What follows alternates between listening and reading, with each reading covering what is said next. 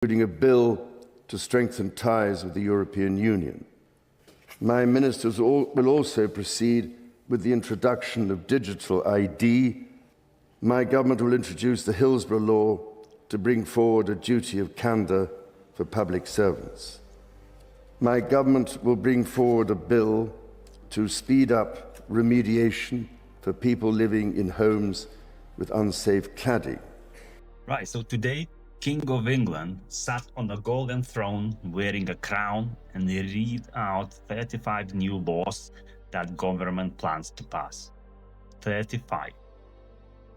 I'm going to show you just 4 of them, and then I'm going to ask you one question that nobody in that room seemed to be asking. For anyone who doesn't know what King's Speech is, it's not the King's personal opinion. He's reading a script written entirely by the government. It's basically the Prime Minister standing behind a man in a crown and saying, "There you go, mate. Read that out for me, please."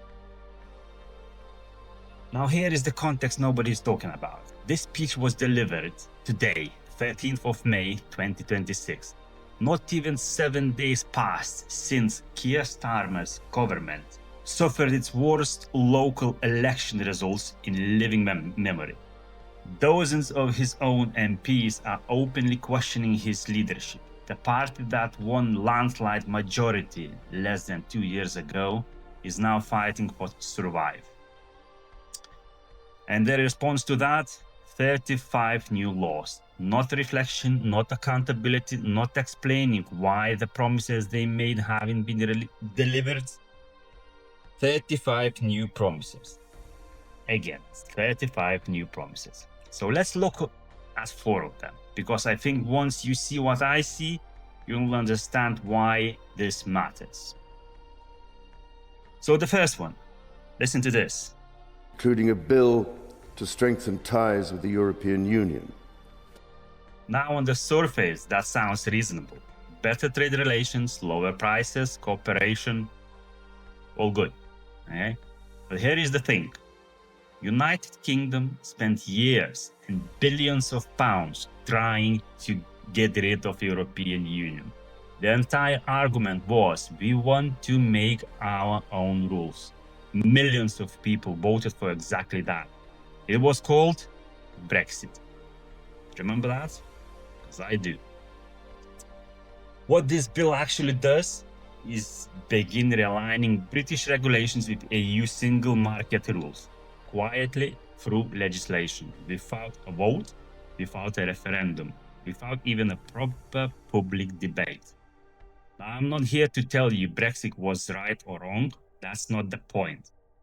The point is, the people who are writing EU rules back into British laws are the same political class that oversaw Brexit, profited from Brexit, and are now reversing it without asking the people who voted for it. Does that make sense to you? Right, so the second one, listen to this. My ministers will also proceed with the introduction of digital ID.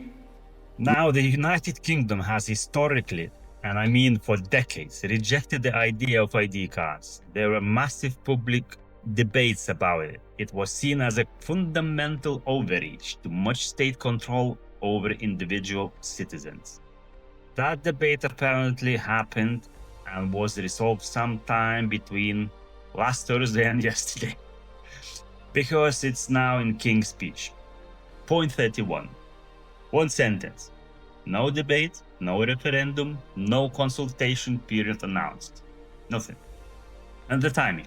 Let's talk about the timing. This was announced during the most politically chaotic week for this government since they took office. Then the new cycle is dominated by internal party crisis, leadership questions, and elections fallout. Bullet at point 31. Now, maybe digital ID is a good idea. I do not know. Maybe it modernizes public services and makes life easier. I'm generally open to that argument.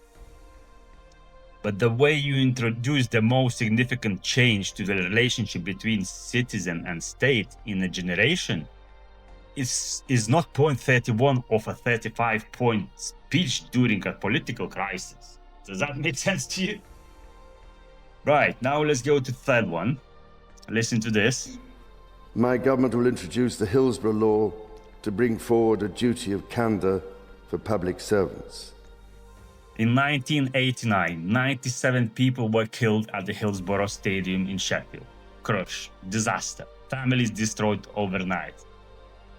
For decades, those families fought for the truth. They were lied to by police, lied to by officials, lied to by institutions.